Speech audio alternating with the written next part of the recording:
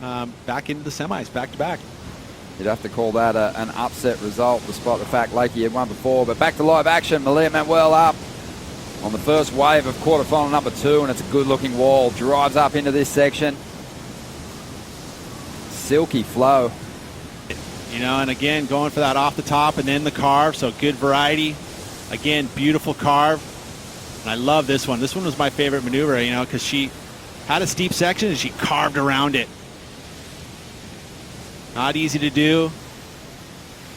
And it's going to be a great number to start this heat.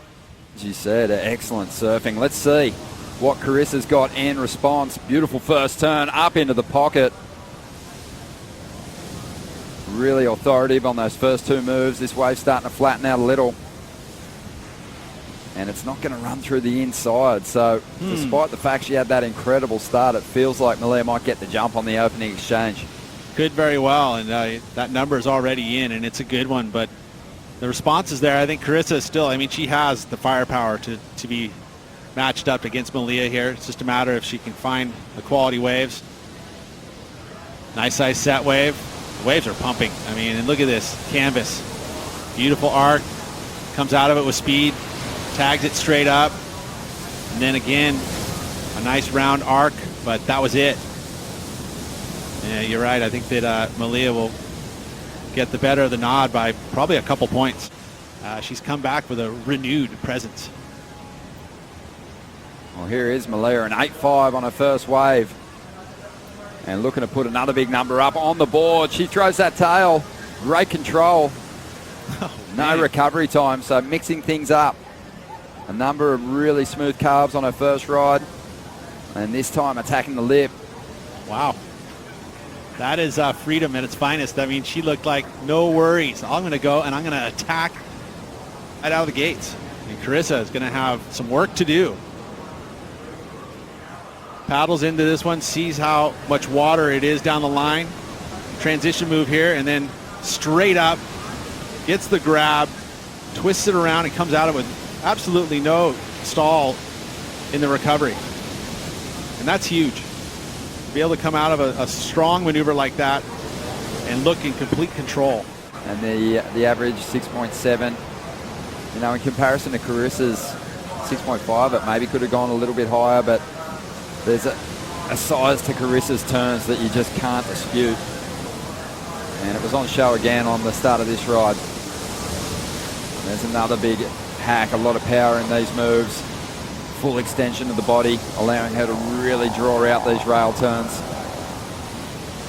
So Malia, far and away, has had the best wave of this heat and surfed it really well into an 8.5. And this is where she catches this wave right off the rock. And what it does is it gives her the very first section here where she can load up with all that speed. But again, that roundhouse cutback where she finishes high in the lip and keeps that speed. But you're right, there is some definite differences in how much speed she carries in her maneuvers that allow those major maneuvers to be a little bit bigger than some of her competitors. And this wave wasn't the best wave, but I think her surfing kind of manufactured a good number because it wasn't a steep kind of wave that gave her a ton of opportunity. She just had to carve her way to most likely another good score. That kind of affected the score slightly. Here's Malia again, live action. 19.5 minutes to go, a decent first turn. Setting up this big move. Always executes each turn with so much style.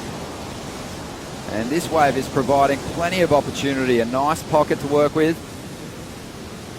And Malia starting to mix things up as she makes her way through to the inside, changing up her approach. Looking for a solid finish here. Just hacks into that green wall before thinking about a barrel on the inside. She'll get to the ski, but you can see that it can be taxing when you get to the end of these rides after doing multiple maneuvers. Especially if you've already done it a couple times today. Pressure, put it on to Carissa more, and mistakes start to happen. But look at that first turn. That was committed. It took away from the flow because she did have to chase back to the open face. But once she got there, she executes those beautiful carve snaps. But look, it just keeps giving it to her. There's more steep wall. With the tide where it's at now, not a lot of these waves going to give her that opportunity with just a stringing of maneuvers. Not super difficult, but even the finish move was pretty solid. I mean, like you said, just the rhythm that she's having right now. This will be interesting to see where this score goes. I feel like it could be, right around the 6.7. I mean, here we go, live action. Carissa Moore on the attack. And she goes down on what was a pretty nice looking wave. And Carissa's got work to do. A 9.33 is the requirement. And Malia's going to keep busy here on the inside. Attacks that pocket, throws up a nice spray. Little float to get back out onto the open face, but she gets caught behind here. So time ticking by. And at this point, you'd say that Carissa's still got a chance at turning this heat with a couple of rides, but she's got to convert this one into a decent number to do so. Starts off with a little cutback, gets a nice little pocket to work with on that second move and digs in hard on that third turn. But this wave's just fading away. Really well surfed. But super good. You've got to make some comparisons to the size of the waves that Malia has collected her numbers on. Yeah, it's been, for me, it's been the wave selection that has really let down Carissa Moore in comparison to, the waves that she's already had. So the goal might not have been, Pete, to get a 9.33, but to get rid of a 6.5 and narrow the requirement. Well, the surfing was there. I mean, that was, for what we had wave size, that turn there, again, she's so capable of doing such great dynamic surfing. And even the finish move there, just attacking. It's just unfortunate that wave just didn't have quite the size. See, there's a lot of credit for that extra height. It just allows more major turns. And Malia's left out the back now with another beautiful looking wall and a very explosive first turn. Unloading, getting the fins free. Great control once again. It is a trademark maneuver she can go to. But as a first turn option, that is laying it on the line. Sure is. Risk equals reward. It's mistaken. Actually, Chris is outside of her, but look at this. Let's take a look here. Again, carrying a bunch of speed into this first move. Straight up, extended too. Gets the grab in and pulls it off. Actually, she did do it right in front of Carissa. Wow.